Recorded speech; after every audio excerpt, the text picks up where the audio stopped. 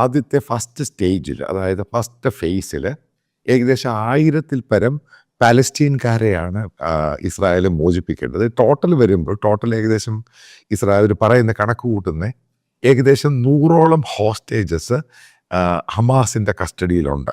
അതിനകത്ത് 30-40ഓളം പേര് കൊല്ലപ്പെടാനുള്ള സാധ്യതയും തള്ളിക്കളയും. അപ്പം ആ ഡീലിൻ്റെ അവസാനം പറയുന്നത് ഈ അതായത് മരിച്ചവരുടെ ഡെഡ് ബോഡിയാണ് അവസാനം കൊടുക്കുന്നത്. ജീവനുള്ളവർ, അതായത് സ്ത്രീകളാണെങ്കിലും ഇസ്രായേലി സോൾജിയേഴ്സിനെയൊക്കെ പിടിച്ചു വലിച്ചുകൊണ്ട് പോയിട്ടുണ്ട്, സ്ത്രീകളെ ഡ്യൂട്ടി ചെയ്തുകൊണ്ടിരുന്നത്.